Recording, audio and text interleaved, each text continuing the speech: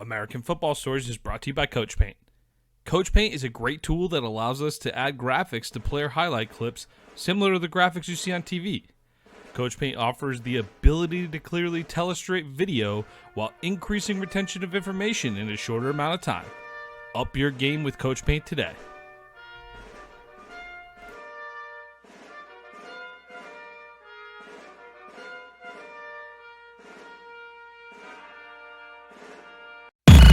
What time is it? Game time!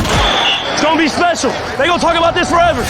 Welcome to American Football Stories. Puts his head down, crashes and spins, and dives. Touchdown! Bringing together the many perspectives that make up college football in the NFL. Football is one of the greatest sports ever invented. From players and coaches. Believe, baby, believe, baby. Hey, we playing to win right here, fellas. To the front office and scouts. The public is finally beginning to catch up, but they don't even know half the truth. Us against the world, let's get it. Your hosts, Robert Parker and Nick Knudsen, bring you American Football Stories.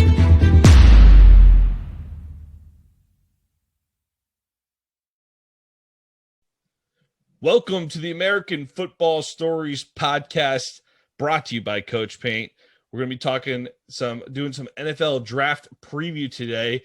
My name is Nick Knudsen. I'm joined as always by my guest host. We got a guest host today, but I'm joined as always by my co-host Robert Parker, and we got a guest in Jeremy Kohlman coming over to us from the Extra Point. Thanks for joining us today, Jeremy. Thanks for having me on, guys.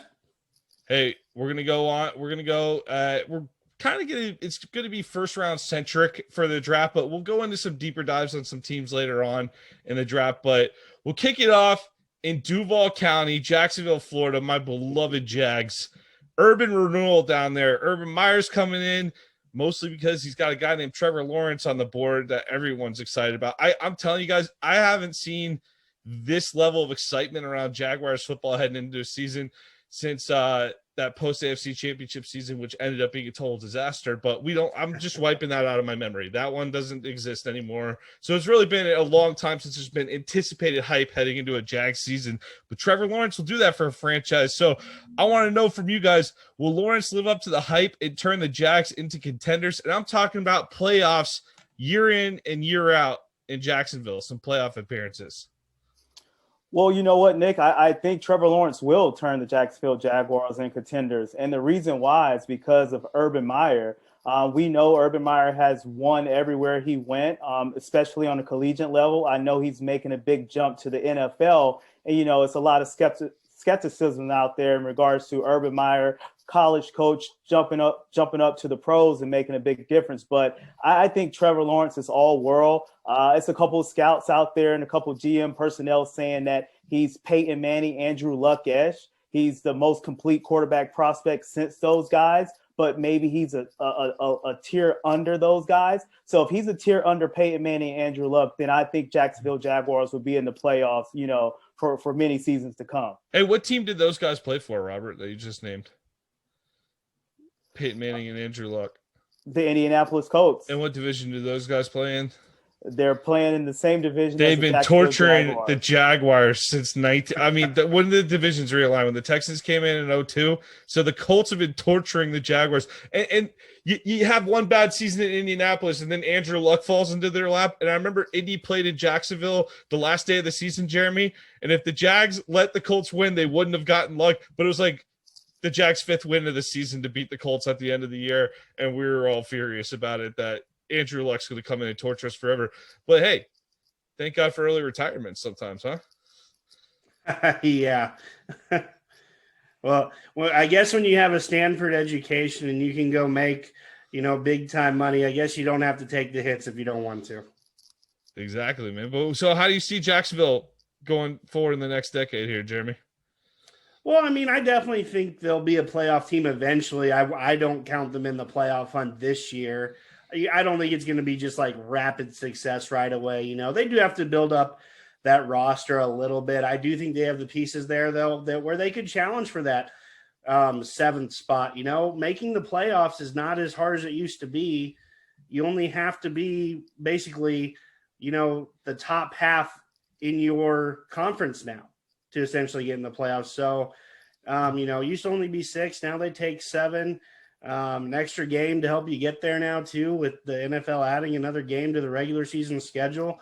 So, I mean, I definitely think Jacksonville will be in that conversation, maybe just not this year. Think about their division, though. Houston, which is probably the biggest dumpster fire in the NFL right now, arguably. That's 2 games right there. If you could split with Indy and Tennessee, you're looking at 4-2 in the division, hopefully. And I'm being a little bit of a delusional Jags fan here, but I don't think that's impossible. Is that an impossible ask with a little bit of improvement in Jacksonville? I don't think it's impossible. I mean, you saw Jacksonville win week 1 over the Colts last year, the Colts have some holes that they need to fill. They need a left tackle to protect, now Carson Wentz, no longer Phillip Rivers. They could use some help in at pass rusher in general. I mean, they've got some holes of their own. Rob, how do you see the AFC South? Yeah, just like Jeremy said, I don't think it's up for grabs at this moment with Jacksonville because just like Jeremy said, they kind of have to build out that roster. But once again, like if Trevor Lawrence and Urban Meyer kind of strike, fire in a bottle, I think they can kind of run off and kind of win a division, maybe multiple times in a row. But it's going to take time. But they do have pieces. They have James Robinson, an undrafted rookie that came in, last year and actually played fairly well. And they also have Laviska Shenault, a high draft pick that they drafted last year that you kind of saw flashes from throughout the season. But once again, he has to stay on the field. He gets nicked up and banged up. And, CJ Henderson, the number 1 draft pick out of, the University of Florida last year, played really well early in the year before he kind of went down with injuries. But once again, it was a COVID year. It seemed like, every team was having major injuries. Every personnel was going down with injuries. So with the full off season and, with another year under experience for those younger guys that played last year, maybe they can kind of, catch Trevor Lawrence up to speed. And I really think the Jacksonville Jaguars team is going to be good moving forward. Go ahead, Jeremy. Don't forget about DJ Shark either. Yep. I mean, he was he was their bread and butter offense outside of James Robinson at times last year. So, I mean, they've got a good young team. I just think it's going to take like a year or two for like Jacksonville to really capitalize on that, to be more of like a real threat in the AFC. Like you just have teams, it's just like a tough year to break into this year. And then the other question is, you kind of address this, Nick, is there's a little bit of skepticism regarding Urban Meyer taking the pro job.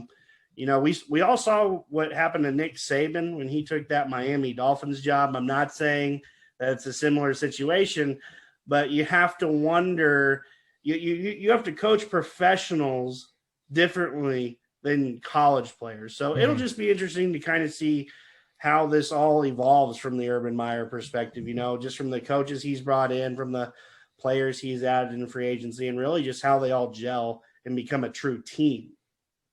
Yeah, and I definitely agree with that, Jeremy. And just like I said, one of the things with Urban Meyer you kind of have to worry is the burnout. We kind of seen Urban burn himself out in Florida. We kind of saw it in Ohio State, and we kind of saw him say, hey, my health, I just want to put my health first, and maybe I don't want to coach. So are we going to see that moving forward with Urban that could probably cause, the team to kind of, have some hurdles moving forward? Or are we going to see the Urban who's, fiery and that's going to go out there and try to be competitive and win games, which I think we're going to see the latter in Urban. And it helps with having a quarterback as Trevor Lawrence at the helm. So I think Myers only got that speed. I don't think he has another speed. And I'll tell you, as a Jaguar fan, it's nice to know there's someone in the building that's just obsessed with winning, because that hasn't always felt that way over the last decade plus. I mean, I guess you could point to Tom Coughlin. You could point to Tom Coughlin being run out of town because he was driving all the young guys crazy with his, Coughlin time, show up 5 minutes early stuff. But so that was kind of the feeling when Coughlin came in, but Coughlin was too old school. I think Meyer at this point, though, wouldn't you think that he's got enough contacts with former players who are not just in the pros for a couple of years, but have had solid careers, like by this point, like 8 to 10 year vets, like he knows superstars. Like, I think he's got a good feel of how the league works.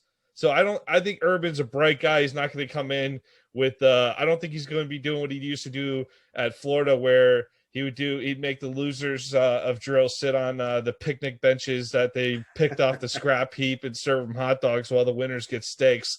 I don't know if those same tactics are going to be applied in the NFL, but I definitely think he's going to adjust. I like the hire, and I'll tell you what, people in Jacksonville, it's a Florida State, and Georgetown overall, mostly those three schools. So every one of those schools is familiar with Urban Meyer coming in, and I just think it's a great fit in Jacksonville right now. So, fellas, let's move on to the number 2 pick of the draft with the New York Jets. And I just, Jeremy, it irks me that there's just such consensus on Zach Wilson. Like, Rob and I have talked about this to no end, so I'll be curious to get your thoughts, because we're Justin Fields guys. Like, Justin Fields has been like the mystery of the draft, that he keeps getting slotted further and further down, it seems. But outside, we're pretty sure Zach Wilson's going to New York, but what are some other major needs the Jets need to address outside of the quarterback? And I know everything is a potential answer, but let's get more specific.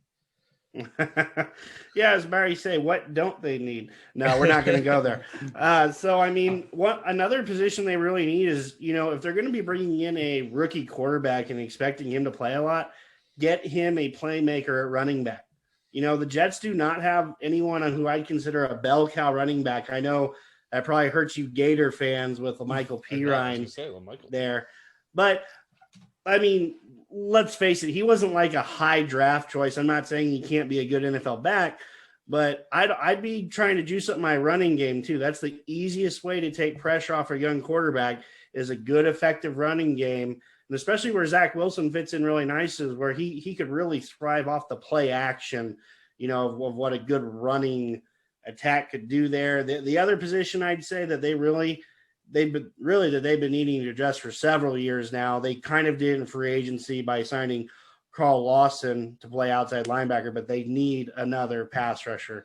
One of the big reasons why the Jets defense was so bad, they could not get after the quarterback at all. That is, I would say those are their 2 biggest needs outside of quarterback, which we know they're going to be addressing with the second overall pick.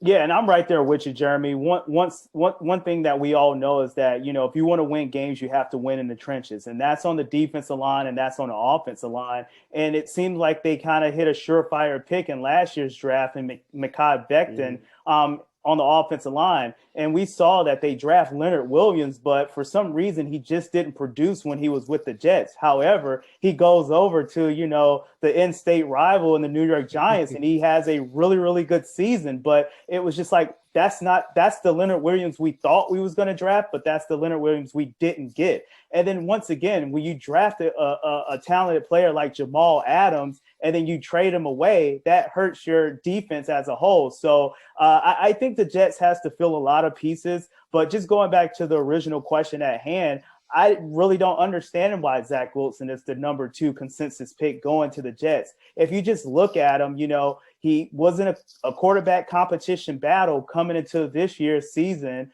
He hasn't started a lot of games. He hasn't, played against the highest level of competition. So it's a lot of things that's going against Zach Wilson. But one thing that he has is arm talent. And, he's maybe the best scheme fit for the New York Jets, what they want to do with the play action passing game and moving the pocket. But once again, Nick, I'm right there with you. I think Justin Fields going into this year, it was Trevor Lawrence, Justin Fields, 1A, 1B. And I really think, Justin Fields is worthy of that number 2 pick. But if the Jets like Zach Wilson for their scheme, then, so be it. But I've seen some, stuff come out from players that played with Sam Darnold and said, hey, you know what? All the throws that, the media personnel is saying that Zach Wilson can make, Sam Darnold can make those throws as well. So we shall see. If Zach Wilson doesn't get the weapons that Sam Darnold didn't get, I think the New York Jets are right back in the same situation. The thing I hate the most about this process, and I have said this on a previous podcast, is like last fall, I loved Zach Wilson and watching BYU. They were one of my favorite teams to watch last fall. And during this process, because he's just been anointed this number 2 guy, I'm like, I'm like, screw that guy. Like, I'm just like, it just bothers me to no end that there's just such consensus with it. But they talk about the scheme fit. We've talked to Mark Schofield. He's talked about the scheme fit. We talked to Matt Waldman about having concerns about like staying healthy. Like he hasn't been healthy at all times. Dan Shanka, last night we talked to, he said, he doesn't know if he faced a single NFL quality corner, defensive back or linebacker this past season.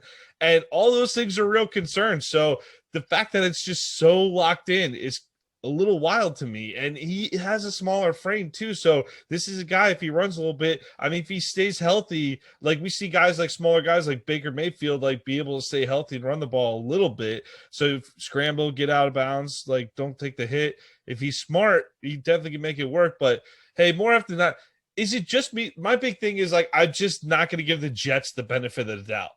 And I know everyone seems to have good things to say about Joe Douglas, and it's not a Joe Douglas thing for me. It's a Jets thing for me. And I don't know if that's just a stupid fan of me talking. That's not really scientific, but I just don't give the Jets benefit of the doubt on these big decisions. If you look at it, I think you guys each talked about Robert went more for the trenches, but Jeremy talked about a pass rusher. Like really, there's no position where the Jets are just totally electric. On that, where they have that one electric guy. Like Denzel Mims kind of came on later in the season when he got some opportunities. I know Crowder had some good games at the wide receiver, but we saw them sign Corey Davis and Keelan Cole. Man, I'd still like to see if you like, are we totally convinced that Devonta Smith is going to not fall in this draft? Do we think Devonta Smith's definitely going to get scooped up in the top 20? I mean, yeah, I would say he's totally a top convinced? 20 pick. For sure. He honestly, there are concerns about every prospect every year of whether they're going to pan out or not. What you're going to do is you're going to take the playmaker who you think can bring the most to your team. Devonta Smith can bring a lot to the field starting day one. His speed is just undeniable. Right. He can help in the punt return game too, let's say, for example, the Jets aren't, going to be in the range to draft him, obviously, unless they pull off something crazy. But I mean, like Devonta Smith starts and plays for about everyone day one in some type of role. And then he just continues to get better and better and better.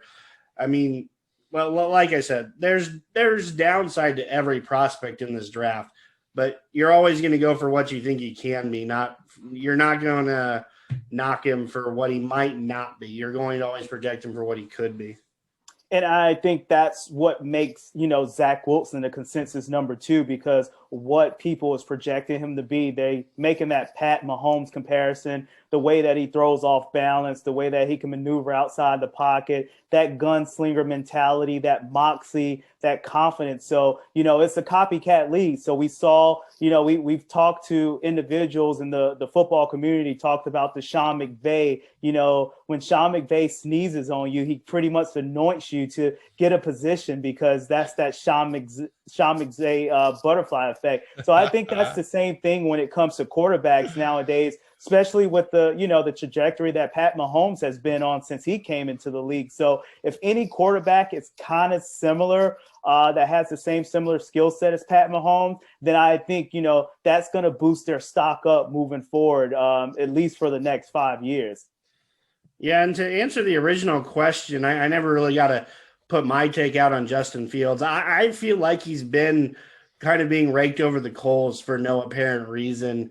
That, it's always popular for the media to drag someone down this late in the process. It kind of feels like he's the guy, even though I will say I do think I am a Zach Wilson fan. I like Zach Wilson over Justin Fields. More just what I see on tape more than anything. I can see Zach Wilson transitioning better to the NFL maybe initially. I think Fields might have a higher ceiling, but I can see how Wilson can kind of come in day one, run that pro-style offense, where it might take Justin Fields a year or so to really do that. I'm not saying he can't, but just coming from that Ohio State scheme, we haven't seen quarterbacks translate that well. Now, I think that's changing more under Ryan Day. You're starting to see more pro concepts utilized in that offense. You know, it's not quite exactly the Urban Meyer offense anymore, but the program's starting to blend with the college game a little more as well. Right. Yeah. 7 or 8 years ago, Justin Fields to the NFL is like, can he make the adjustment? But now the NFL has a lot of college concepts in it where Fields seems like a great fit. But hey, let me just press pause on your Fields thought for a second, because we're going to jump to San Francisco, Jeremy, and we'll do plenty of Fields conversation in there. Kyle Shanahan this week. He said, I can't guarantee that anyone in the world will be alive on Sunday when asked about their draft pick. Like basically everyone wants to know if Garoppolo is getting shipped out of the town. And he answers it saying, I can't guarantee that anyone in the world will be alive on Sunday. So I can't guarantee you who will be on the roster on Sunday. So that goes for all of us.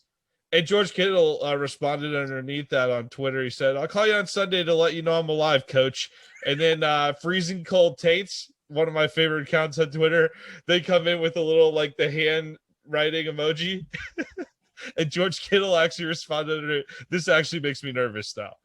And Freezing Cold Takes goes, just protocol. Following up on that. So I think San Francisco, a lot going on out there. But the big thing is really the quarterback position here, quarterback conundrum, I'm calling it, out in San Francisco. And the reason we're up in the air is there's been reports that they're interested in up to 5 players, and then it's Mac Jones, and then it's Mac Jones or Trey Lance, and then it's Justin Fields.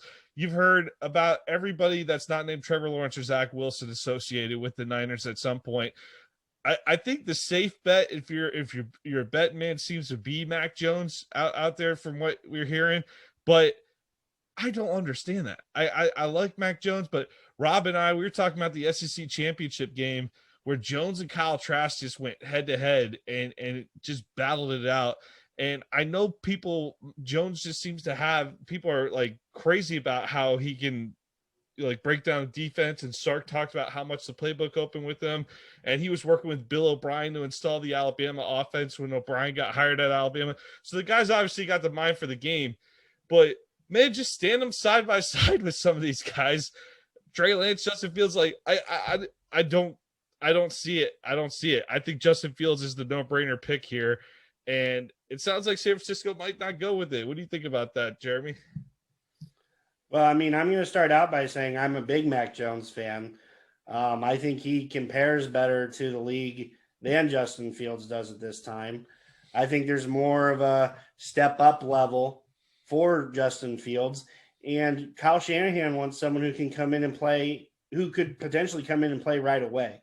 You know, especially if they're talking about, you know, how Jimmy Garoppolo might not be alive on Sunday or on the roster come Sunday. But, I mean, you speak to his smarts there. That's like the Kyle Shanahan principle. I want a smart quarterback who's going to make the correct decisions, who can still make all the throws and all of that. As to where, especially this past year, Justin Fields had a few games where he did not look like he had confidence in some of his throws. You know, that the Northwestern game and the Big Ten championship game, when he played Indiana, you know, I think he threw 4 interceptions against Indiana. I mean, those are kind of red flags to me as to where Mac Jones hasn't had those like quite like glaring mistakes or whatever, or not that he hasn't made mistakes, but more those types of games where it's like, oh God, where did the ability to play quarterback go today? Jeremy, he's also been doing it against in the best conference for the last 2 years. He's basically been playing NFL talent week in, week out. How many of those Justin Fields interceptions against Indiana occurred after Ohio State was up 35-7? None. None? He didn't throw them early in the game, did he? Yeah, he threw 2 in the first half, and I think 1 to start the third quarter.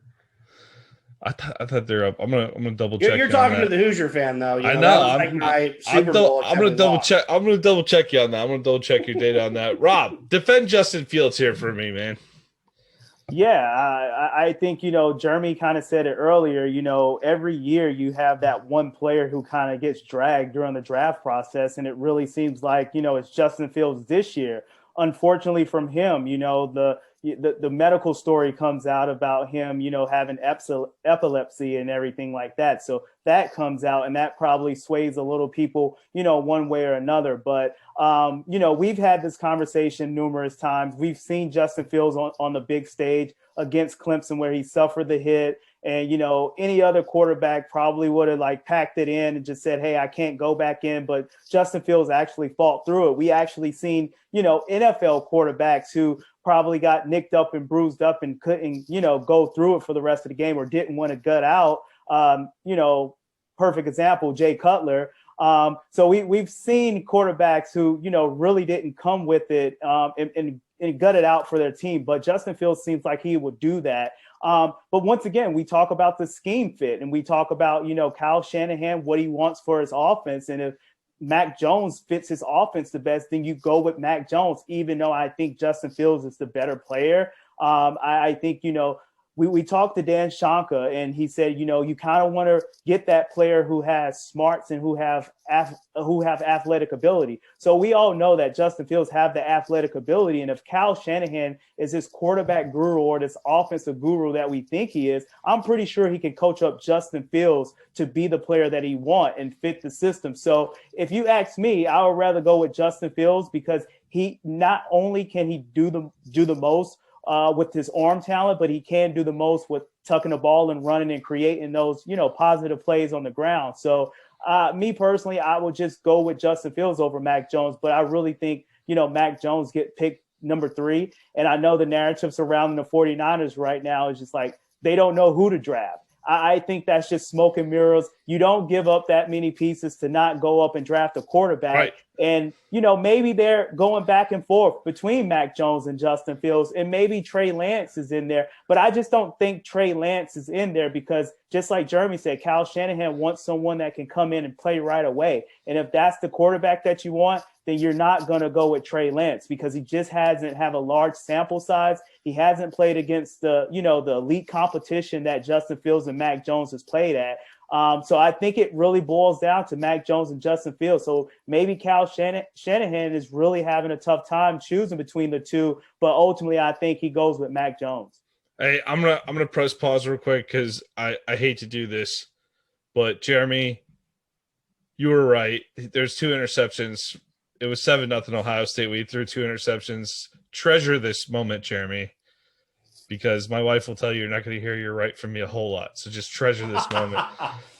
But he did only throw 3 interceptions in the game, and between that second and third pick, 4 touchdown drives. That's pretty good, right? That's okay. But so I feel like that little recovery on the back end of that. But overall, good point, Jeremy. You got me on that one, Jeremy. But I think in terms of all the rumors surrounding San Francisco, is there any chance that those are not coming from Atlanta? I mean, don't you think Atlanta's the one hey, they're interested in Fields or Lance? I think Atlanta's burning up the phones trying to drive up the value of that 4 pick so that Bill Belichick's sitting there maybe we'll get Belichick to pay a little more to jump up and get a Justin Fields. If Fields does not go to, let's say it is Jones to San Francisco. If Fields does not end up a Niner, does someone jump up and get him, and where and who? Well, I think the two easiest things would be, one, to trade up with Atlanta because they have the next pick, or to trade up with the Dolphins. I know the Dolphins, have been, wheeling and dealing, that there's a rumor out today that they already have a draft day trade supposedly planned out with the Washington Redskins. I was reading something before I came on here, how there could be a draft day deal that's already done if the right people are in place. So, I mean, it wouldn't surprise me at all to see the Dolphins trade out and all of a sudden have 17 first-round picks. Just joking. But, that just seems to kind of be their really MO. They're doing the exact thing, what they, Brian Flores and Bill Belichick were doing when they were in New England. More picks equal more chances to hit on someone. The draft is in inexact science. Only about 50% of these guys truly make an impact in the league. The more picks you have, the more chances you have to hit on someone. So, I mean, I definitely think Atlanta. Give me your prediction. Where's Fields ending up, Jeremy?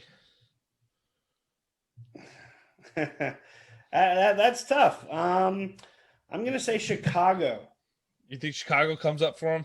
That they are so desperate to do something that they're going to ship off 3 first-round picks to move up for Justin Fields or something. You know, like it just Matt Nagy and that front office, they are in their last year. They have got to do something to change the tide. And I feel like that would be a move right there. Right. And to kind of be that team that no one's expecting to maybe move up to 4 or 6, you know, it'd be more if he moved down into that, you know, early teen, maybe right before 10 range. But I mean, if Matt Nagy, you know, sees the writing on the wall, if that front office sees the writing on the wall, swing for the home run. If worst case scenario is you still get fired at the end of the year. Yeah, I don't see him getting out of the top 10 though, Rob. Where do you think he ends up? I can actually see Justin Fields ending up in Atlanta. I mean, he's a Georgia guy, you know, Atlanta, you know. That's bold right there. The hometown kid. You kind of seen the writings on the wall with Cincinnati and Joe Burrow last year during the draft process. And I think you kind of see that again. And, you know, everyone talks about Justin Fields, you know, the work ethic and him being competitive. So, you know, why not Atlanta kind of draft him and be the heir apparent to, you know, Matt Ryan? I really think Matt Ryan has a couple more years in him, but we're seeing, you know, everything surrounding Atlanta with the Julio Jones. You know, maybe they move him around before the draft, after the draft. They're trying to shed money with the salary cap. So I think, you know, Julio Jones is a big domino effect that, you know, we have to talk about during this draft process because he can, you know, throw a monkey wrench into a lot of things moving forward. So I think Atlanta has, you know, a great opportunity to draft a quarterback like Justin Fields, who has a high ceiling, who can be a franchise quarterback, or, you know, they can trade back and get a whole bunch of pieces and kind of rebuild that roster. Or, you know, maybe they go after a Kyle Pitts, you know, to kind of help Matt Ryan. But, you know, drafting Kyle Pitts, yes, I think he's a once in a generational talent. But is Kyle Pitts going to get, you know, Atlanta Falcons over the hump and back into, you know, the playoff contentions and back to the Super Bowl? I don't think so. But I think Justin Fields, ultimately, if he gets coached up, I think Justin Fields could be that franchise quarterback who could, you know, push Atlanta over the top in the future and compete for, you know, playoff contentions year in and year out. Any Hall of Fame quarterbacks playing in the NFC South still? NFC South. Tom Brady in Tampa Bay, right, fellas? Like Tom Brady in Tampa Bay. What do we got? I know he's probably actually going to play for 10 more years. He's going to figure out a way to do it. But, like, realistically, we're looking at 2 years, 2 to 3. Mm-hmm. Like, hey, if you draft Justin Fields 2-3 years from now, he's going to be ready to rock and ready to get you to the top of the division. And the team right now that's ahead of the game on that building process, I feel like, is Carolina for 2 years from now. And I feel like if you let Carolina take that mantle of we're going to be the team of the future in this division, you're forfeiting that spot that you could have if you're Atlanta, if you take Fields. Because I think right now, if you're Atlanta, your roster is clearly behind Tampa and clearly behind New Orleans, who arguably had a better roster than Tampa last year. They beat the heck out of the Bucs twice last year. We saw the Bucs get hot at the right time, but on the right day, that Saints team can play with them. And I think even though Jameis Winston is a little bit of a maniac, I think Sean Payton's a magician. And I have total faith in him, regardless of how the quarterback situation shakes out in New Orleans. So I think the Saints and Bucs are still jockeying for division superiority this year. So I don't really understand the decision to double down on Matt Ryan. Why wouldn't you go with Fields? Or if Mac Jones slips, one of those guys seem to make a hell of a lot of sense. But if you're in on the Matt Ryan thing, how long are you in on him for? 2 years? Because if that's the case, I don't understand the talk about trading Julio. I understand money-wise, but get Kyle Pitts, maximize the thing for Matt Ryan. But that's not going to fix your defense if you're Atlanta, right? So I just I don't know. If you're Atlanta, do you double down with what would you do? Would you double down, take Kyle Pitts with Matt Ryan? Or would you go and scrap it, new GM, new coach, let's start going toward the future? I think, you know, I would go with, you know, pretty much building for the future with the quarterback position. Mm-hmm. Just like you said, the NFC South is, you know, year in, year out has been a competitive division. And the pedigree of Sean Payton, and as long as Bruce Arians is there with Tampa Bay, as long with if Tom Brady's there or not, I think Tampa Bay is kind of built up for the future as well. But they're in win now mode, so they're going to have to rebuild probably in the next 3 to 4 years as well. But if you're Atlanta Falcons, why not kind of start that process early by snatching up a Justin Fields, and you're pretty much already ahead of all the other teams in the division. But once again, the flashy pick will be Kyle Pitts. But if you draft Kyle Pitts, then, kind of shipping off Julio Jones just doesn't make sense, because you can have Julio Jones, Kyle Pitts, Calvin Ridley, and that's a pretty dynamic offensive weapons right there. But at the end of the day, Atlanta Falcons, gave away a pretty decent tight end to Cleveland and Austin Hooper, and they brought in Hayden Hurst. So maybe that tight end position is solidified. So if that's the case, then you got to go with Justin Fields. So I'm going to kind of disagree with both of you here. So the new head coach in town is Arthur Smith. Who did he learn his stuff from? He learned from Mike Vrabel, Patriots guy. GM John Robinson, Patriots guy. This spells classic. We're going just like the Titans did a few years ago when they had the number 1 overall pick and ended up trading down out of that pick and allowing someone to trade up. They got a ransom from that draft. They got Derrick Henry from that draft.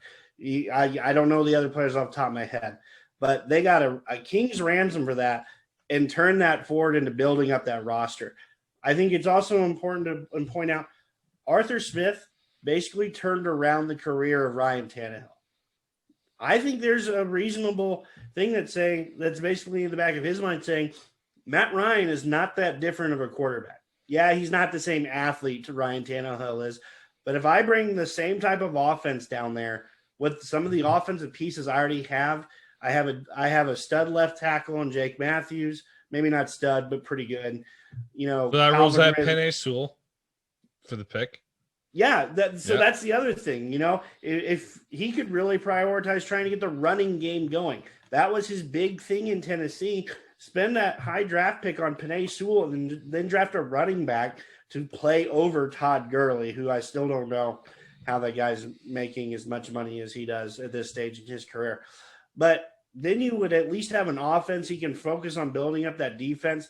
It just wouldn't surprise me at all to see Arthur Smith and the Falcons trade out of that pick and get a lot of other picks in order to build up the roster and honestly kind of turn around Tennessee like Mike Vrabel did, turn them from a team that was struggling for consistency into finding a better identity. Don't let Matt Ryan pass the ball 55 times a game, like 35 to 40 is more like it. Find a running back who can take over some carries and carry that offense a little bit. They're going to be looking at the top of the second round. They should be able to find a running back that fits that bill. I don't know how many running backs you guys have going in round 1, maybe 1 or 2, but there's still going to be a few guys there who project as franchise feature backs. So if I'm Arthur Smith, I'm trading out this pick. I'm getting like a king's ransom, and I'm turning around the rest of my roster. Yeah, I mean, Atlanta, look at how many different scenarios we just presented for Atlanta. This is clearly a pivotal point in the draft at number 4 there. I don't see Cincinnati moving out of 5, but give me some other, so we obviously just identified Atlanta. Who else do you suspect could trade into the top 10? I'm very big on New England potentially coming in and grabbing that quarterback. And they talk about, too, with another team really looking to move down. 2 other teams is Detroit and Carolina. First off, everyone always talks about moving down, like, oh, they're looking to move down. Who the hell is not looking to move down and pick up more picks for the most part? Unless you got Trevor Lawrence or someone that you're totally set on. 9 times out of 10, most teams are like, oh, yeah, we'll pick up a ton of picks to move down. All the fans are like, oh, we should trade down and get a ransom. Yeah, everyone wants that. That's that'd be great. But Atlanta, Detroit, and Carolina are the 3 that I think those spots, and that's 4, 7, and 8 that I really think could potentially sway. One of the teams that I think could move up is already in the top 10, the Denver Broncos. Because I think you're looking at a potential quarterback-hungry team there, even though they have Drew Lock. I think there's a lot of questions about him, the high-end ability, and, of course, you're in the same division with Pat Mahomes. Trey Lance, is the guy that I think that they would be interested in. But if Justin Fields slips, maybe they take their swing at Justin Fields. But the Pats and the Broncos are two teams I like. You mentioned the Washington football team there, Jeremy, as a possibility. Rob, you see anyone else potentially coming into the top 10? Yeah, I can definitely see, just like Jeremy mentioned, the Washington football team kind of moving up to try to get a quarterback. New England, we know New England needs a quarterback, but, I think that will set itself up because if, the San Francisco 49ers take Mac Jones at number 3, then it will be no reason for New England to kind of move up. Because then, the talk about Jimmy G going back to New England will probably be, back on and on to full effect. So I think that number 3 pick is pivotal for, the entire draft, and a lot of dominoes is going to fall after that. But I just want to go back and harp on the Atlanta Falcons, because at that number 4 pick, they can do whatever they really want to do. They can kind of draft, Julio Jones, heir apparent, and Jamar Chase, and get younger at the position and cheaper. It's another scenario. and kind of, ship Julio Jones away for some picks. So, Atlanta is really, really sitting good no matter what they do. It just seems like they have so many scenarios that they can work with that, it's a good scenario no matter what they do. So I think, that number 3 and that number 4 position is going to dictate who moves up. But I can definitely see, Washington and New England moving up. But if San Francisco snatches up Mac Jones at number 3, then New England is probably just going to sit there, and they're probably going to draft, not a quarterback. They're probably going to draft a playmaker, maybe like a Jalen Waddle if he falls that far, to kind of get that explosive back on the offense, to kind of have that Julian Edelman replacement, maybe a Rondale Moore, maybe even a Kadarius Toney. So I think, we've seen all the money that New England spent in the offseason through free agency. We know the guys that's coming back, that opted out last year for COVID. So I think this New England team is going to be back in the mix of things. So at a high level too, right? At a high level. So other than I can definitely see Denver kind of trying to move up if it's a run on quarterbacks, because once again, I don't think they're sold on Drew Lock. And once again, just like you mentioned, Nick, he is in the same, division as Pat Mahomes and Justin Herbert. And we saw what Justin Herbert did last year. So Justin Herbert can only get better from this point. And if he does, then Drew Lock's, he's standing down and looking up to, those quarterbacks playing against head to head in the future. So I think Trey Lance will be a good draft pick for the Denver Broncos, because that gives Drew Lock to kind of play out the length of his rookie contract and have, Trey Lance there to learn and kind of get that, in-game reps from the sideline and coach him up. We know John Elway and his history of drafting quarterbacks, but one thing that you don't have to worry about that if you're a Broncos fan this year is that John Elway won't be having no parts of, who comes in, because they sent the Rams over to the new GM that came in. That's a great point, Rob, because just because you take a quarterback, if you're Denver, doesn't mean you have to start him right away. So if you take Lance and you have Locke there for a year or two, that could be great for Lance. Now, Jeremy, since we covered, I didn't even mention the Chicago scenario you threw out too, which I actually like, Jeremy. So since we've covered this top 10 trade-in question scenario pretty thoroughly, I'm going to ask you, Jeremy, there's a lot of rumors floating around the NFL draft every other year, but who says we can't make up a rumor or two? Okay. So off the top of your head, who's going to pull something crazy to get in the top 10, grab a quarterback that we don't expect at all? Like John Gruden going to come in with something huge off the top rope for one of these guys, for Justin Fields, like someone that needs a player that is clearly like needs a jolt to get to the top of their division. And I mean, the Raiders getting the top of their division, that's pretty big ask right now. So that might not be them, but they're the type of franchise that has that personality where they would do something crazy like that. Give me a crazy scenario that you would say like, oh, they would do that to move into the top 10 to get a quarterback. It's tough. We've covered a lot of the teams in the teens, that could probably trade up, teams that don't, that don't really have quarterbacks. We've already mentioned a few. I mean, would it be too crazy? Do you think New Orleans could try to pull off something crazy and bring in a third quarterback? I mean, just if they're not totally sold there. I mean, I think both Winston's deal and Taysom Hill's deal are basically 1 to 2 year deals with voidable years off. Maybe if they see someone falling that they really think could, take Sean Payton's offense to the next level potentially down the road. I mean, the Saints have been known to make big and bold moves before. Definitely. I like that. That's one team I don't think they should. Yeah, they'd have to give up a lot to move up that far. But I think they're set. But that's an organization that has been bold before. I could see them being bold again. Here's a rumor I heard too. Panthers are interested in a quarterback.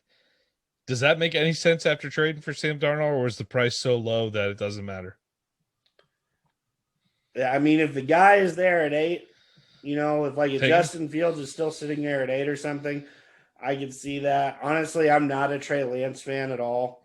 He scares the living Jesus out of me with the cookie cutter conference he plays in, with, how few NFL style throws he kind of made in that offense, wide open receivers. I mean, for days, you made the argument about Zach Wilson not seeing an NFL corner or an NFL pass rusher.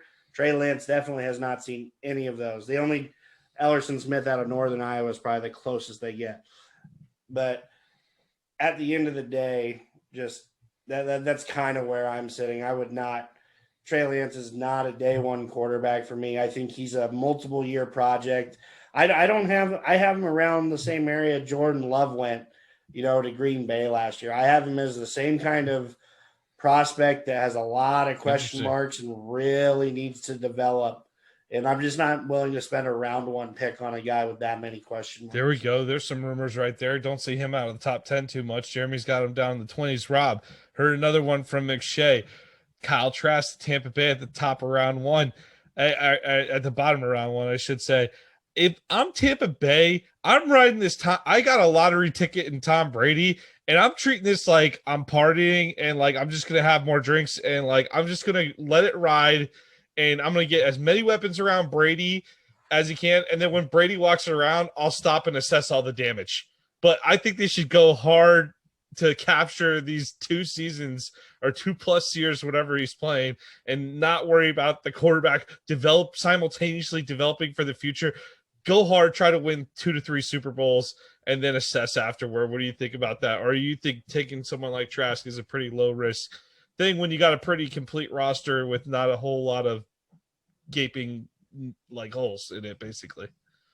Yeah, and I definitely agree with the latter on that one, Nick, in regards to, it's definitely low risk for the Tampa Bay Buccaneers to draft a quarterback, like Kyle Trask, to kind of, maybe not be the heir apparent to Tom Brady, but, be a competitive quarterback to kind of compete for that, position once Tom Brady finally retires, if he ever retires. So it really seems like he's never going to retire. But just like you said, this roster doesn't have a lot of holes in it. And at the end of the day, it seemed like they got some pretty good weapons late on in that draft, that draft last year, and Tyler Johnson, the wide receiver out of Minnesota. So, you just pair him with, Mike Evans and Chris Godwin, and then you bring Leonard Fournette back, and you still have Rojo, and you drafted Tristan Wirfs last year, who seems like he's going to be a consistent offensive line for the time being. So it really seems like, every position that they have is kind of filled at this point. So why not,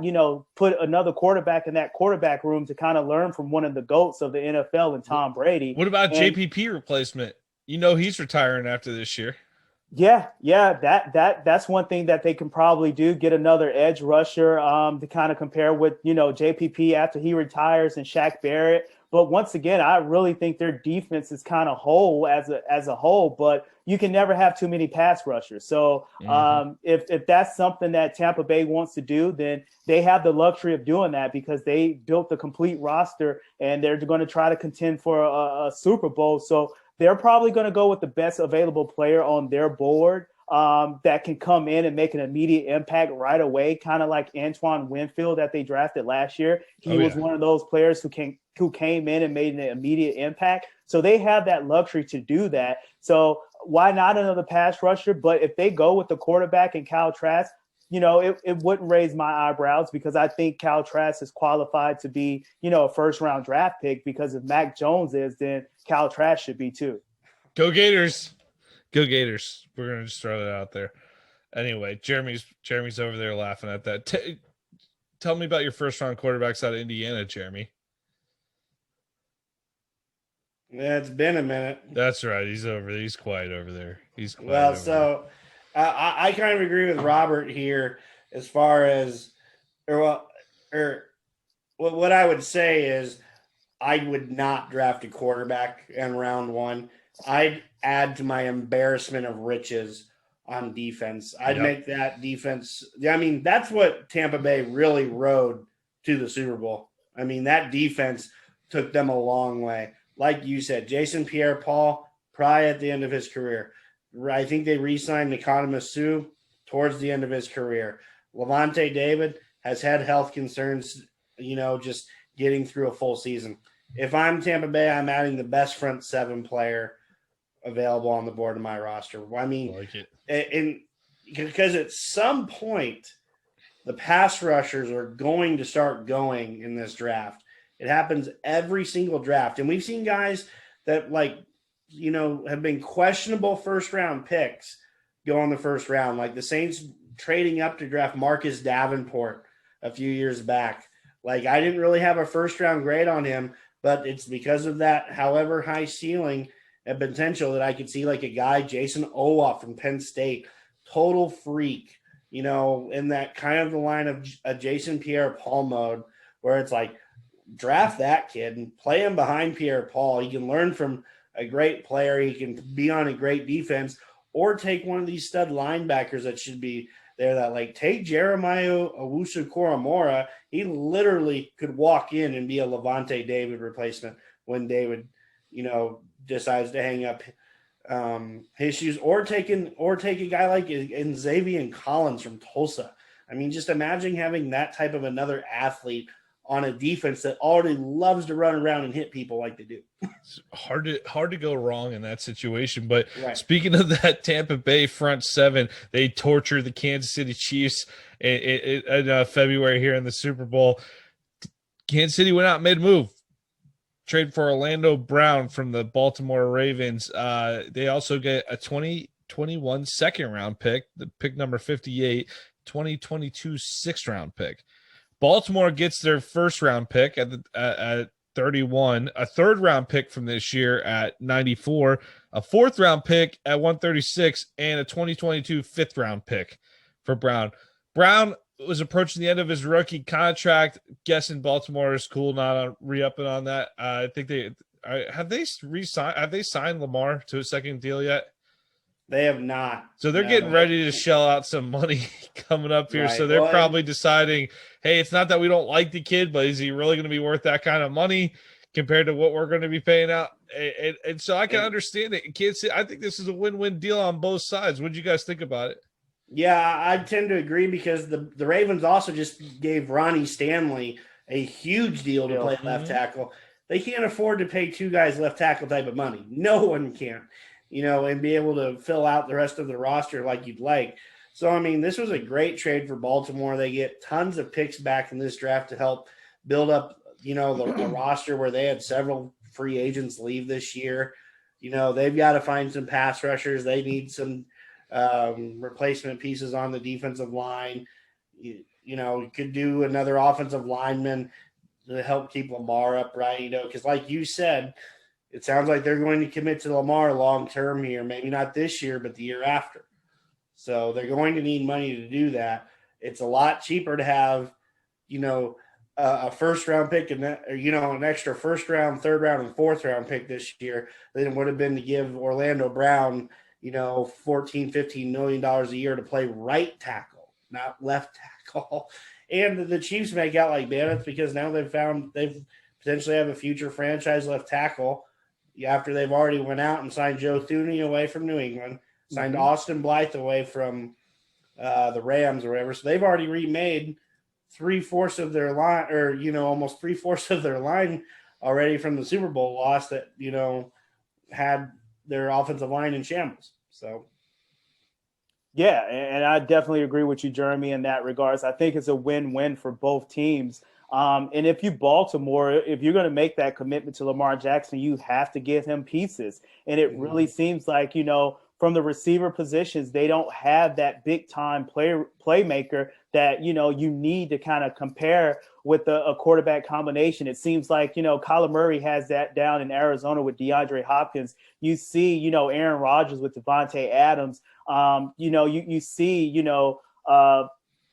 a lot of players, Mike Evans and Chris Godwin with Tom Brady. So I think Baltimore has kind of made that move to kind of get pieces. So maybe they can get a Rashad Bateman, or maybe they can get a playmaker like a Rondell Moore or Kadarius Toney at the top of at the back end of the first round to kind of compare with Lamar Jackson, because Hollywood Brown, it seems like he's really one dimensional. When it comes to his route running, it seems like, he's there just to take the top off the defense, but as a complete, wide receiver, that's not him. And, I know they tried to bring Dez Bryant back, but, he's over the hills. His best football is behind him. So they really need that playmaker from the receiver standpoint, because they can't rely on the tight ends to make all the plays in that running game with J.K. Dobbins and Lamar Jackson with the read option. So they're really going to need that playmaker that Lamar Jackson can open up the offense with. So I think it's a great move for the Baltimore Ravens to kind of get, some of those playmakers in the draft.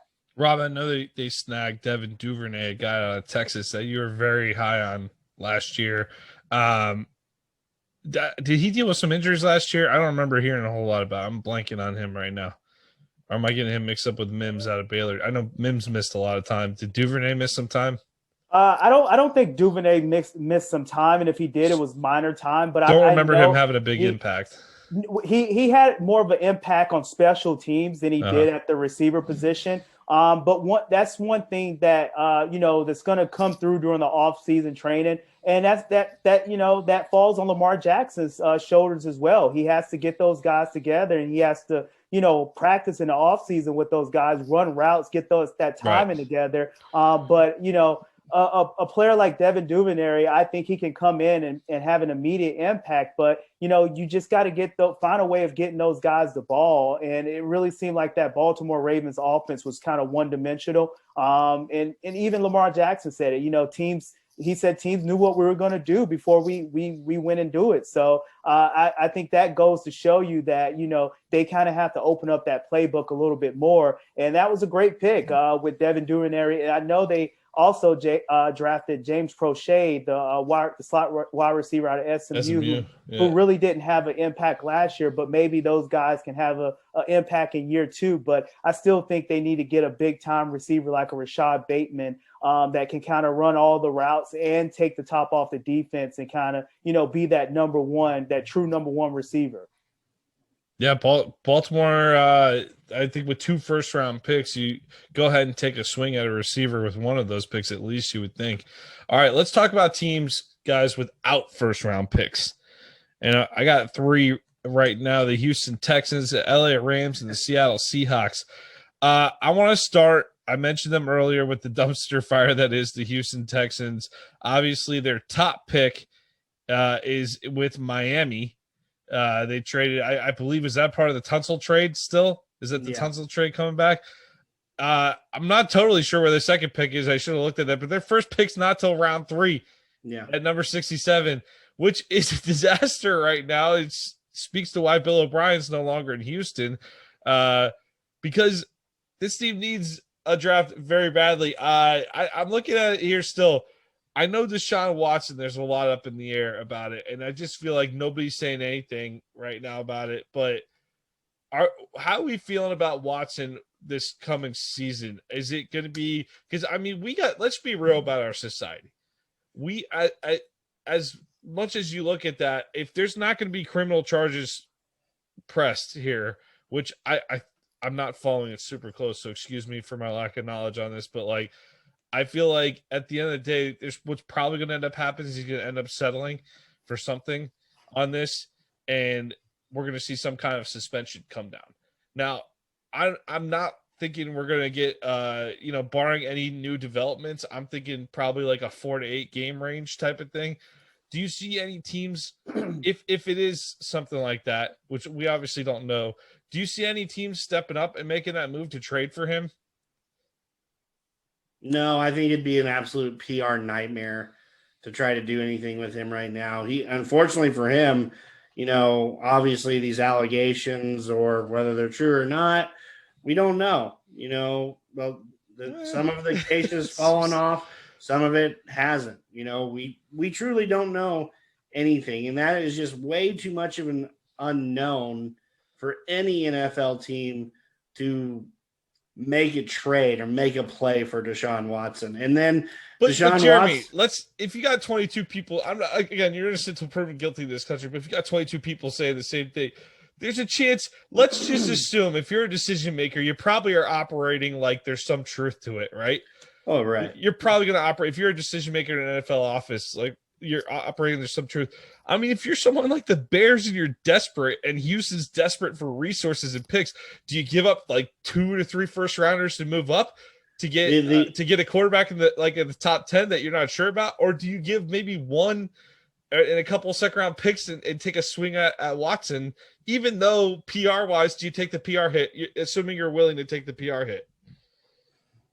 No, I mean, you don't know whether this thing could blow into a full-fledged criminal investigation where they establish a, pattern of habit, so to say, in these cases. Watson may never play another down in the NFL.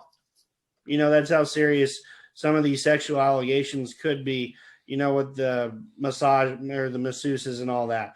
I just really don't think anyone with a right mind can say, I'm going to give up future draft capital for a guy who one doesn't want to play in Houston, might not get a play at all this year with the way the suspensions are coming down. So, I mean, I wouldn't be giving up a ton of draft picks to not see any return on investment this year, especially. I mean, lots of teams out there have lots of other holes to fill. Let Houston burn until something comes of the situation. Then you can try to do something afterwards. Until then, it's almost too hot to touch. And just to be clear, I'm not trying to downplay the seriousness of this. Obviously, it's a very serious situation. I'm just looking at it from purely football standpoint right now. Like, I'm not trying to be insensitive toward the situation. It's obviously a very serious situation. They are looking into criminal charges, but if I put the scenario on the table that he ends up settling the cases, there's no criminal charges. And you obviously right now are rolling the dice that that's going to happen. You could get potentially a bargain price on a guy that can play a lot of football. Now, he's going to have a reputation for the rest of his career, but Ben Roethlisberger is still playing. Jameis Winston's still playing. Like, there's some guys that, like, there are people like that you can look at and be like, yeah, they did some things in their past that they're probably not super proud of on things, but like, they're still playing football. I don't think this will end up derailing his entire career. I'd be surprised if it did, but it could derail the season or a significant chunk on it. What's your feeling on it, Rob? Like, do you feel like if you're someone like the Bears, Houston's in a tough place, or if you're Houston, do you go, look, we're not moving because we're not trying to sell at a low price on this here. Like, we want the maximum price. We want to know it's only a 4-game suspension because then we're going to charge you 3 first-round picks. Like, do you think that's what Houston's thinking? Yeah, I definitely agree with Jeremy. I just don't see any team making a move for Deshaun Watson at this minute because of the PR nightmare. And just like you said, you mentioned Big Ben Roethlisberger, you mentioned Jameis Winston. Even though, just once again, every case is kind of a case-by-case basis, but we're talking about 22 females. So I think, this level of this Deshaun Watson case is just, a little bit more pressing than, those other guys. And you don't want to take away from the victims of those other cases. But at the end of the day, we're talking about 22 females. So with that being said, I think, Deshaun Watson's season might be in jeopardy. I still think he might play. Like, his career is not over at this point because we've seen, players like a Michael Vick, with his situation come back and he served his time, he did his time, he came back, and he apologized and did all the right things that he needed to do. We might see a similar thing coming from Deshaun Watson's case, but I think this season is probably in jeopardy where Roger Goodell might send down a 1 year suspension, or might send down at least a half-year suspension for Deshaun Watson. So if you're any other team, you just don't want to waste draft capital because picks are so valuable nowadays. So I just don't see any team making a move for Deshaun Watson. And once again, the Houston Texans didn't want to trade Deshaun Watson before this, and it really seems like they don't want to trade him or get away from him even after this. They kind of want him there because they know the value of a player he is. It almost feels like, though, this is the opportunity for Houston to ship him out without getting crushed by their own fan base, too. If you're the Texans and you shipped them out before all the allegations, it just looks like mismanagement on your part. But now it looks like if you're Houston, you could trade him, get a decent price, and you could say, hey, look, we did our best. We're not happy with the situation. We want to wash our hands of this guy and be done with it. I mean, this guy is rip. I'm not trying to be insensitive and go all football guy on this and only think about this in terms of draft picks and everything else. But I think it's a real question facing the Texans franchise right now that's kind of holding up the rest of the process right now. And I think if you're someone that's trying to make a move for someone that's a high impact player on draft weekend, I don't know. I think something could go down on that. And if the Texans are willing to take a little bit of a reduced price, they might be able to ship him out of town this weekend. But I'm with you guys. I tend to think more like you guys on this. I think it's going to be a conservative thing where people are just, I mean, who knows? Maybe the commissioner's office has even said, like, hey, guys, we're not doing anything until we figure out what the hell's going on legally with this situation. So behind the scenes, the commissioner's office could even put the kibosh on anything for any type of conversation. So, but if it wouldn't be the first time something like that has happened behind closed doors where it's like, okay, everyone. Right. Oh, so who is the guy who went undrafted, who's an offensive lineman? La'el Collins. Yeah. Dallas. La'el Collins. That from guy LSU. went undrafted because I guarantee you behind closed doors, the NFL was like, if any of you draft him, you are all going to be in some first round really talent, offensive tackle, right? Like, Right. I mean, out of LSU, agreed upon top 15 pick, had allegations. There was a murder investigation involving him, and I believe it was his girlfriend or something like that. But he ultimately ended up being cleared, and I think the Cowboys picked him up in the not the compensatory draft. What's the supplemental? Supplemental draft. The supplemental draft, but like. Hey, again, so I think there's some closed door understanding about like, let's not bring up Watson and let's keep this a good PR thing this weekend for the league. So we'll deal with the Watson thing when we have to. So you're probably absolutely right about that. So that being said, Watson stays put. We know, what are the Texans' plans at quarterback right now? Tyrod Taylor? Yeah. Coming in this season. So we got Tyrod Taylor starting in Houston. If you don't get a draft till round 3, hey, welcome to Houston, guys. New administration. What are you doing if you're the Texans? What's a successful weekend look like for the Houston Texans? Major rebuild going on right now. Yeah, I think, just like you mentioned earlier, Nick, the Houston Texans right now is a dumpster fire. It just seems like, Bill O'Brien kind of put that team behind them. But moving forward, they just kind of have to rebuild that team. They're going to have to rebuild from the ground up. They need all the pieces that they need, and they're picking at number 3. But at the end of the day, like, I really think that, Houston is going to have to rebuild, and it's gonna be some time. So where are you starting, Rob? Where are you starting? I guess you're going to have to start in the trenches. JJ Watt's not there anymore. Watt's not there. They lost a lot of pieces, so you're going to have to start in the trenches. Are you going offense or defensive focused? I would definitely go offense. I mean, once again, if you're banking on Deshaun Watson coming back or getting cleared for these allegations, you have to protect Deshaun Watson. So, you have to get that offensive line protection. Jeremy, you're on the Texans. Where are you starting here? Well, I was going to say, one of the easiest ways to win Deshaun Watson back, get him a great offensive lineman that's still sitting there. Get him a guy who's going to help him not get hit every play, like he has been, running around for his life, these first few years. That's exactly where I was going to start. The other place I was going to start is find a pass rush. You know, the two best things in football, protect your quarterback and then get after the opponent's quarterback. Right. And I obviously up front, so I mean that's how basic we are with the Texans right now. Is it's like let's just get in the trenches and figure it out. Like it's that simple right now for them. Truly, they need to just take the best player available on the board At all times. Because like Robert said, it's a complete and total rebuild down there. Just so you know, even though they're not drafted until the 7th round, though, they do have 7 picks. So They got 1 in round 3, 1 in round 4, 2 in round 5, 3 in round 6, and 1 in round 7. So they are getting a complete draft, if you will, but they're just not starting on round 3. Exactly.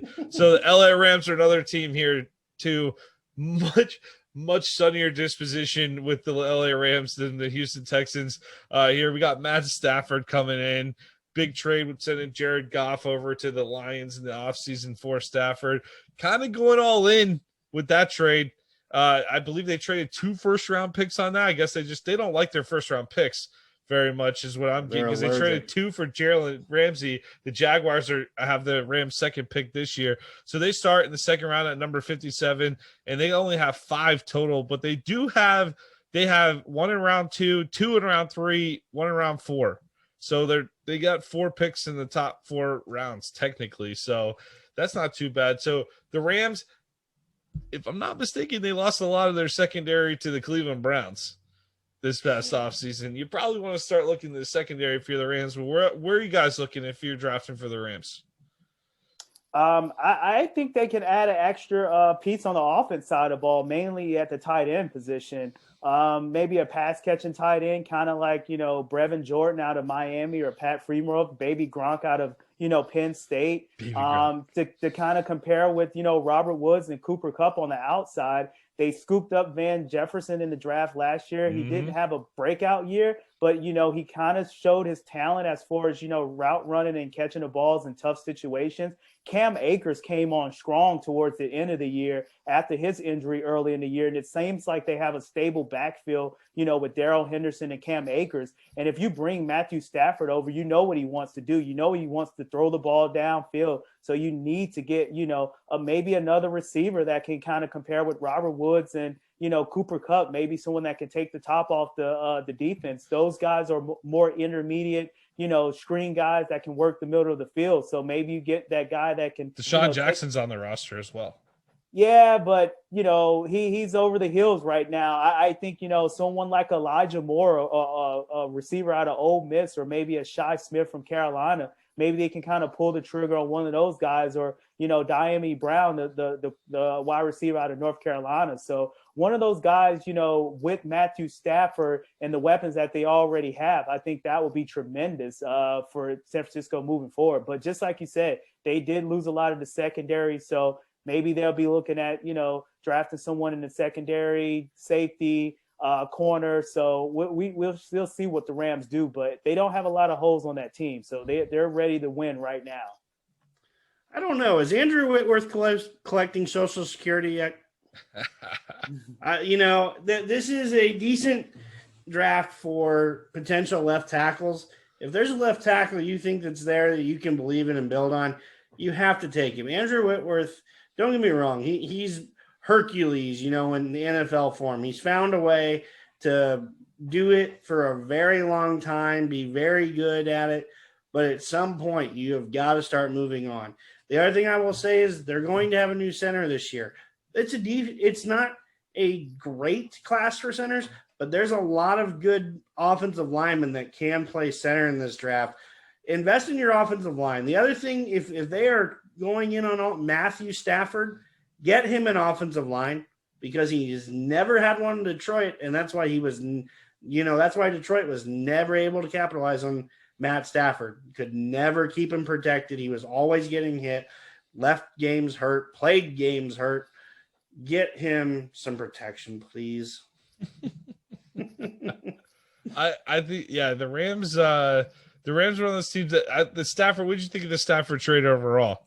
They're kind of going all in, and you got a brutal division here, and you're absolutely all in for the next 2 to 3 years to try to win this thing. I mean, I hated it. I've never seen a franchise that is so allergic to using a first-round pick on a player that's in the actual draft itself. I mean, there are tons of guys that you could have drafted over these past 2 years to really come in and like plug these holes. But it seems like the Rams have this case every year of that, oh, we're going to have to replace multiple starters every year because we keep trading for all-star players every year. I just don't see that strategy ever really working out long-term. I think it worked out well when they went to the Super Bowl because they were a good running team with Jared Goff still on his rookie contract. You know, as soon as they had to pay him big money, they couldn't afford all the fancy defensive pieces that they have, and you've seen that. You know, Josh Johnson went to Cleveland. Well, who didn't go to Cleveland, like you said, from that secondary? You know, it's just every single year they have to find people to come in and start right away, and I just don't think that's a recipe for success long-term. Teams that win long-term are teams that use their first-round picks for difference makers every single year. You don't give away 6 first-round picks for 2 players. Right.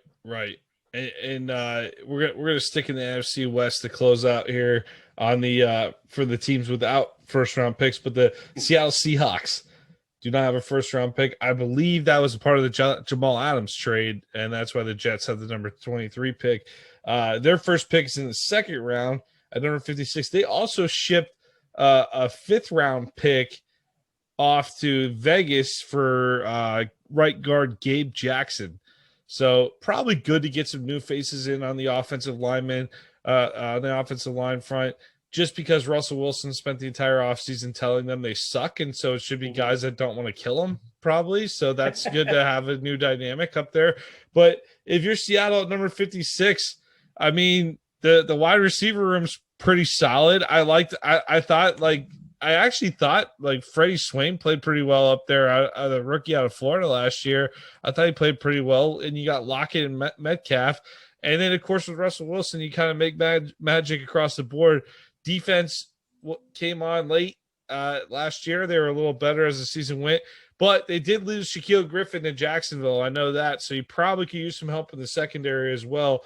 Where do you guys see the Seahawks going for this, and what do you think they need to draft? They only have, by the way, they only have 3 total draft picks.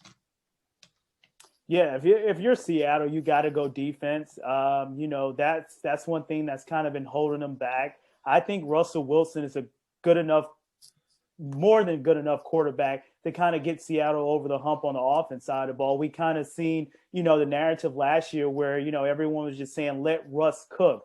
And cooking, he was cooking. And that defense kind of never really came around. And then kind of when the defense started playing a little bit better, Russell Wilson was, you know, not playing up to par like he was early in the year, but he was an MVP caliber, even with a bad offensive line, you know, early in the season last year. So I think Seattle with these draft picks have to go defense because I think Russell Wilson, you know, he's one of those quarterbacks that can kind of get the job done, kind of like an Aaron Rodgers. You don't have to put a lot around him to kind of, you know, get the wins. He can kind of manufacture wins on his own. So if I was the Seattle Seahawks, I would definitely go with defense. You said 3 picks. 3 total picks. That is just tragic. And it's now you did ship one off, which I think this is underrated. But you send a 5th-round pick for a guy, Gabe Jackson, that's an experienced starter in the league. I actually think that's a pretty good trade-off, and especially if that's an immediate need that you need. So, you know, you could count that as a pick. But, yeah, 3 other picks. But the other one was Jamal Adams. So your first-round pick is Jamal Adams, and your 5th-round pick is Gabe Jackson. That's a good start to a draft. It is. Don't get me wrong. I mean, it isn't like they saw nothing for the picks that they don't have. The Gabe Jackson was a nice pick. They've really needed to find an offensive line for Russell Wilson here the past few years. Who has led the NFL in sacks every year since he's came into the league? Oh, that's right. That'd be Russell Wilson. So, but yeah, like Robert said, defense all the way. They need a corner who can come in and, you know, contribute right away. Might not have to start, but I mean, he's going to have to play significant snaps this year. So you need someone that you have confidence in to come in and play. Also, the one thing Seattle has really been missing has been their pass rush. Like, they have not had a pass rush since like Cliff Averill left. And then they allowed Jerron Reed to leave. The throwback name. Yeah, right. They allowed Jerron Reed to leave, and he ended up going to sign with Kansas City. You know, he's going to end up playing for a Super Bowl again, most likely. So it's like, in all honesty, they need to help a defensive tackle too, you know, just in general across the defensive line. So, I mean, it's kind of a bad year to only have 3 draft picks when the defense is kind of a top-heavy unit as to where the offense kind of can survive the whole draft without too much being lost. This There's roster would be, I mean, look, on the one hand, this is a stupid point because you could say this, if I take a superstar quarterback off of any roster, you could say something, but if you took Russell Wilson off of this roster, I don't think anyone would be looking at the Seahawks as a playoff team anytime soon. Like, I mean, this roster is not really like constructed from top to bottom. That's not just like, I mean, it is all on Russell Wilson to figure it out, which I don't mind if he has one off season like this. It was just really weird. The whole passive aggressive trade thing was super. I'm not asking for a trade, but if I was going to get traded, Chicago would be fine. This would be like, I thought that whole thing was a very weird move on Russell Wilson's part. Yeah. But it's kind of what it is today. He's basically, I think he's just putting his position out there so that the public knows, like, the Seahawks are on watch, basically, which if I were working with him would drive me nuts, but that's a different story. But guys, we're gonna wrap up the show by doing this exercise here. I'm gonna give you 4 teams that I think could be bounce back to let's talk about them getting not to the conference title game, but let's say they're playing on divisional weekend.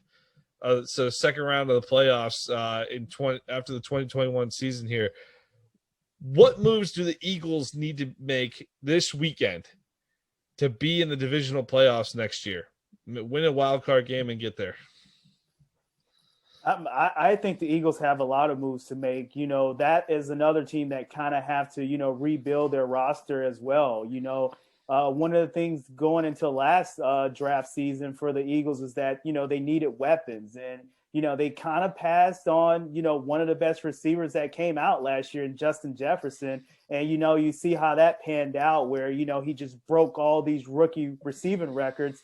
And they drafted Jalen Reagor. Maybe Jalen Reagor comes around this year with a year under his belt, and maybe Jalen Hurts take that next step moving forward to kind of be, you know, that leader at the quarterback position. But, you know, Miles Sanders is a great piece to have in the backfield when he's healthy. But once again, they need an offensive line and they need a defensive line. So, you know, that secondary just got beat up last year, you know, so the Eagles needs a lot of pieces in the ball to kind of, you know, roll their way in order for them to get back to being in playoff contention.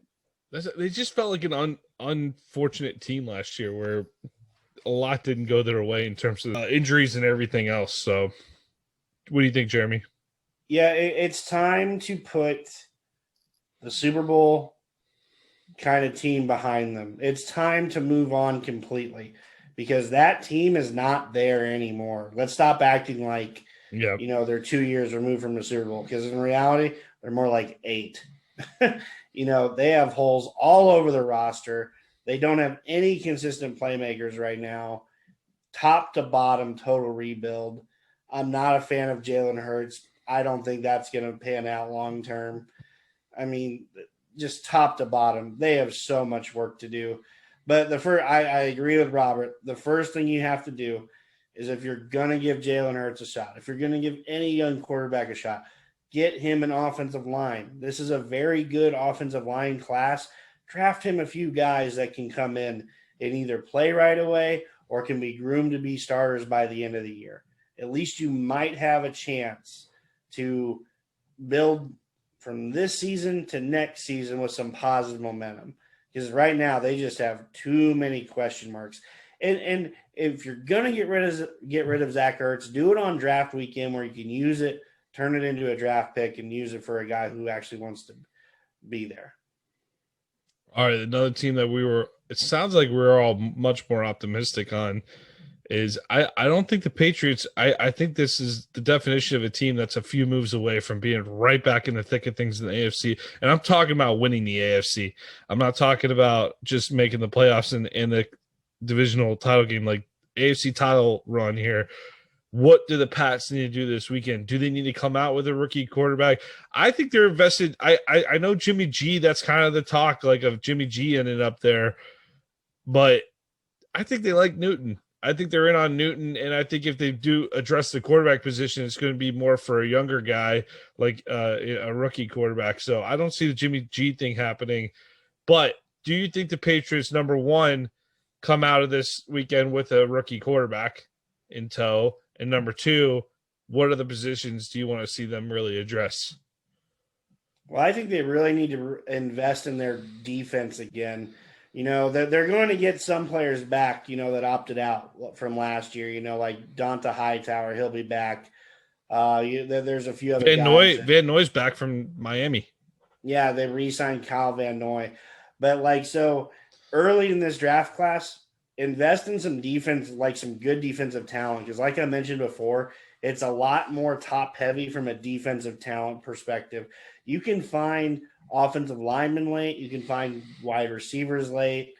I would, if pick one is potentially that quarterback, like we talked about.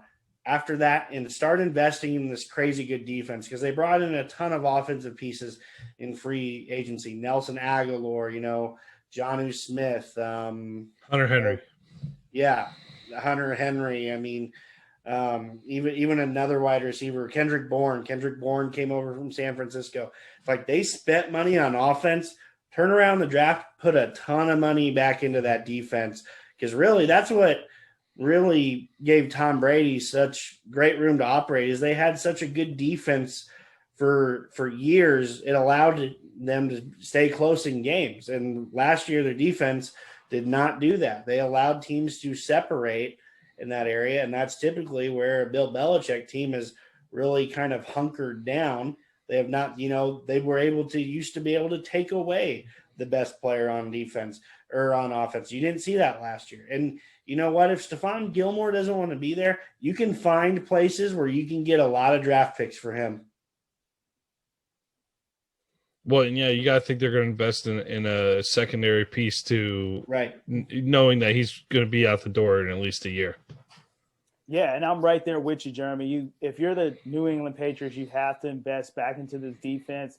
They picked up a lot of pieces, just like you mentioned, throughout the offseason on the offense side of the ball. And I think they are sold on Cam Newton. I just don't see Cam Newton having another year like he had last year. And it was a COVID year, so maybe it was a one-off. I know Cam Newton is not the same Cam Newton that he was in Carolina, the MVP Superman Cam Newton. But, just to see him, he had games last year where he actually, kind of played fairly decent. But at the end of the day, it was definitely something there, whether it was him not knowing the playbook as well, whether it was, the playmakers, the non-playmakers that he had on the outside. Excuse me.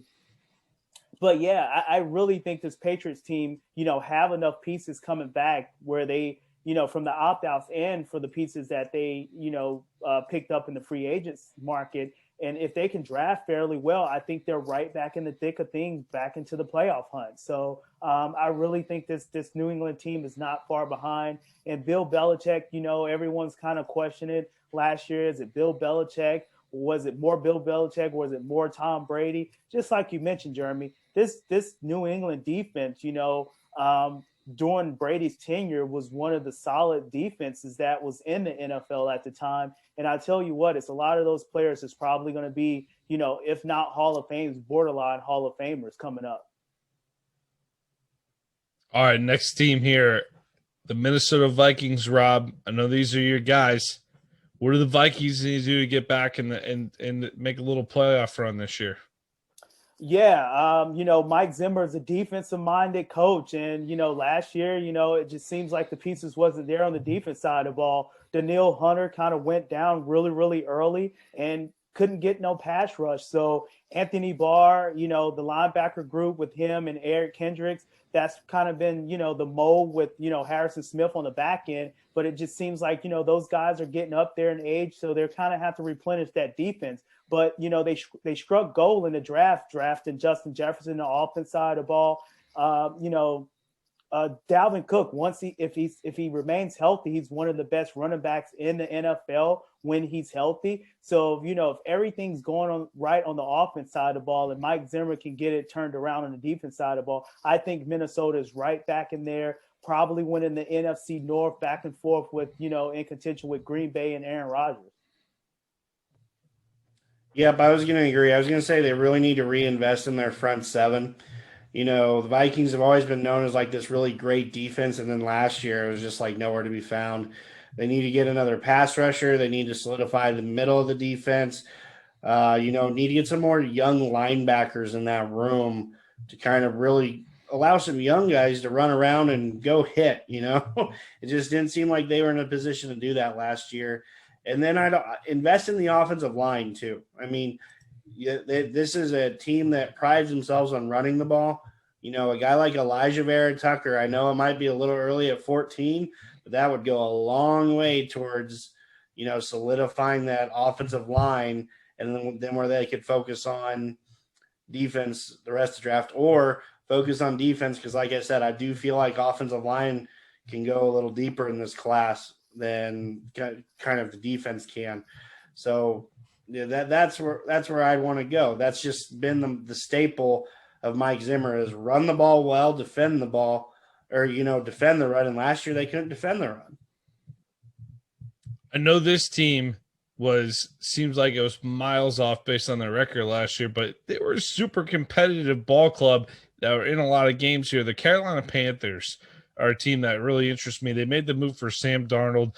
You obviously have Bridgewater on the roster. He could be moved over the weekend here, but they're also being rumored, we talked about earlier, to draft a quarterback too. So it's like the amount of directions this team could go is pretty crazy. But if you look at their roster, their defensive front seems like it's all right. They probably could use a little help at the linebackers, maybe a little more help in the secondary, but they seem like they have at least some pieces there. This is not like an empty roster where if you nail a couple picks, you might be looking at a playoff berth and a potential run here. So if you're the Panthers, the most likely scenario to me is that Sam Darnold's going to be your starter on opening day. I don't see them going quarterback. I could be completely wrong, but I think you make that trade because you're confident you're not going to go quarterback in round one. So assuming Darnold's the quarterback on day one here, what moves do you think the Panthers need to make to solidify and make a playoff run? Well, I do think they could really use a defensive captain that they could draft from the first round. Micah Parsons has been mocked there a few times. That once Luke Kuechly kind of retired, it was like the heart and soul of that defense kind of was just like, where do we look to our next leader? That's what Luke Kuechly was. Micah Parsons can come in and potentially fill that void. You could also draft a corner, like J.C. Horn. It might be a little early for J.C. Horn, but I mean, from what we've all seen, he's going to be a very good corner in the NFL, tested very well, has NFL bloodlines. So in my opinion, I think you go defensive early. I do feel like they have enough offensive pieces there to make it work right now. They have Robbie Anderson. It's DJ Moore as their other receiver. So they've got two solid receivers. They do have to replace Curtis Samuel at some point with kind of that production he had in the slot, especially once, McCaffrey went down. He was a real piece for them, just kind of used all over the field to take up yards and stuff. But I'm investing in that offensive line. If you're going to give Sam Darnold an opportunity, I've said it a million times already on this podcast, if you're going to give a quarterback an opportunity, get him Rashawn Slater, who can start day one at guard. Carolina had one of the worst guard situations in the league last year. I mean, get an offensive lineman so you can run the ball and you can protect for Darnold. Yeah, and I definitely agree with you, Jeremy, in regards to, protecting Darnold it seemed like Darnold right now has more pieces than he ever had at the Jets when he was with the Jets. You have Christian McCaffrey coming back off injury, and you mentioned, DJ Moore and Robbie Anderson, which was one of the pieces that the Jets gave away to not pair with Sam Darnold. So now, those guys are back with each other. So I think, you have to go offensive line, or just like you mentioned, Jeremy, you go linebacker or somewhere in the secondary. And Luke Kuechly, this Carolina team misses Luke Kuechly so much. Not only Luke Kuechly, but Thomas Davis as well. So just like you said, it's no heart and soul really on that defense. Those Josh Norman, Luke Kuechly, Thomas Davis days are done in Carolina. So you kind of have to rebuild that again. And they kind of did it last year by getting, pieces here and there. But once again, I really think they should go defense within the draft. And one thing that's going to hurt Carolina is the division that they play in. That's probably going to be the biggest hurdle for Carolina to make it in the playoffs, even with, the extra added game and the extra added team and that's going to be in the playoffs. It's their division. So unlike these other teams, New England, they pretty much have to just worry about Buffalo. We don't know if Miami's there yet. We don't want to crown Miami because of Tua, the way that he played last year. So New England is right there behind Buffalo in the pecking order. But Carolina is kind of like, all the way on the bottom, kind of dueling it out with Atlanta. But they still have to get past New Orleans and, Tampa Bay, which, they're all the way up here and those other guys are down there. But if you're Carolina, maybe you trade Teddy Bridgewater and you pick up more pieces to kind of build out that roster if you think Sam Darnold is the quarterback that you want to go with for the future. With Matt Rule and Joe Brady, they haven't done anything that will make me question, their football acumen moving forward. I think they did a hell of a job last year. So Carolina's definitely in the mix, but that division is tough. They're really going to have to hit on a lot of these picks to kind of, make the transition to get above New Orleans and Tampa Bay. See, I'd almost go opposite of you guys here.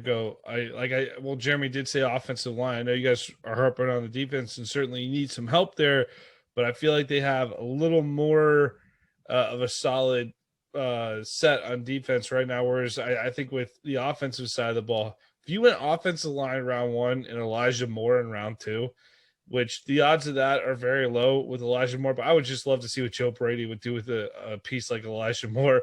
But we saw Curtis Samuel leave for Washington, and I just think the odds of that are very low that they get Elijah Moore because they signed David Moore from Seattle this year, and you can't have 3 guys named Moore in your receiving room. It's just not going to happen, guys. So that's why I can dream about it. But I think whoever ends up, Elijah Moore is one of the most intriguing prospects. And if you bring a little electricity to that Carolina offense, I mean, how many one-score games did they lose last year? I mean, it had to be like 5 or 6. Like that's going to get them over the hump. And they were definitely a pesky team throughout. They weren't just like a non-competitive bad team. Like they were one of those teams. Like, did they take Kansas City down to the wire? One week, like week 15 or something like that. I mean, these guys, like when they showed up and had the right stuff, it's interesting. But the last question I have on the Panthers is, do you view Sam Darnold? Obviously, he's much younger, but do you view him as a major upgrade over Teddy Bridgewater? Nope.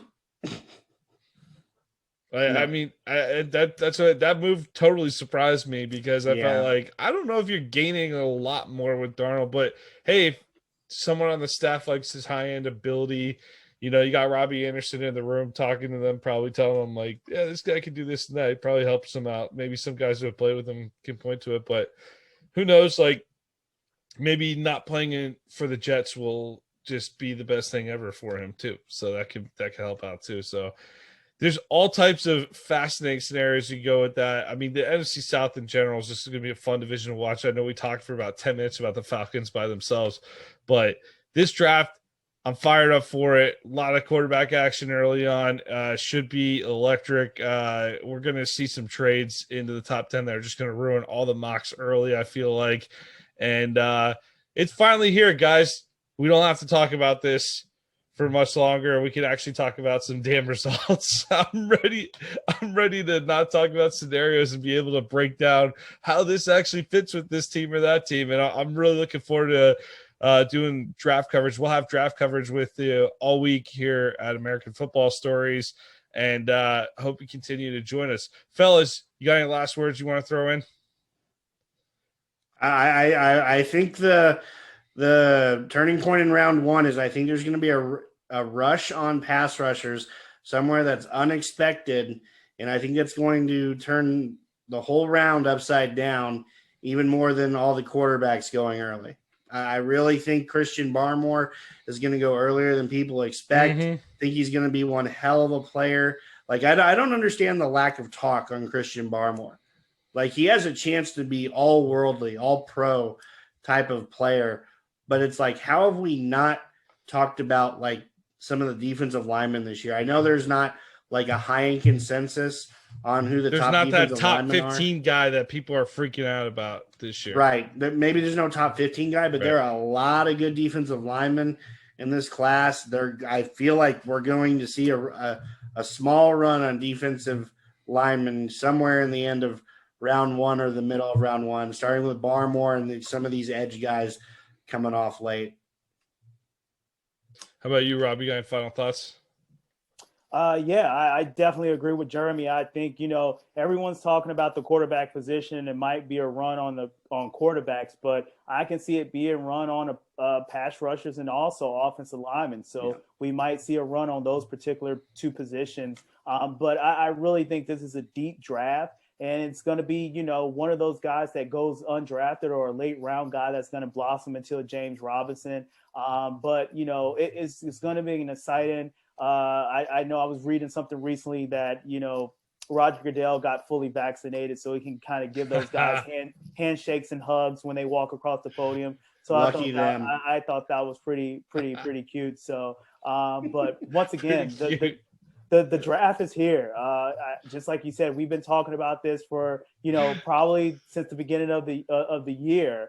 But now it's officially here. It's going to be here in a couple of days. And then we can actually see how everything shapes out. And we're definitely going to have some post emergency pods coming up after the draft. After each round, man. After each round. But hey, we're about 75 episodes into this podcast series, and that's the first time I can confirm without looking back at any of them, that's the first time the phrase "pretty cute" has been used on the American Football Stories podcast. So congratulations on that, Rob. Hey, keep checking in with American Football Stories. We're on YouTube. We're on Apple Podcasts. Jeremy, where can the folks find you? They can find me on ESPN Denver, 1600 a.m. at 9:30 Eastern on Saturdays. And joined by Robert Parker, Justice Gordon, and Roland Rady. Good group of guys there. Check that out if you're in the Denver area, or you can stream it online. ESPN 1600 Denver on Saturday mornings there. Fellas, I'm psyched for the NFL draft. Looking forward to it. Starting to feel like Christmas Eve a little bit here. A little excitement, the football excitement we get in the spring, and then we go back into hibernation for the summer, but definitely looking forward to it here this coming weekend. Enjoy the draft, guys, and we'll get together and we'll break it down and check back. I'm going to send it out with the word from our sponsor, CoachMate.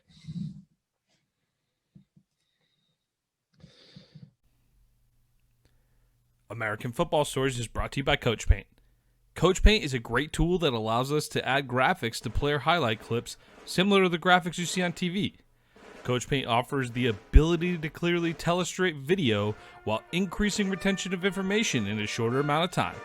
Up your game with CoachPaint today.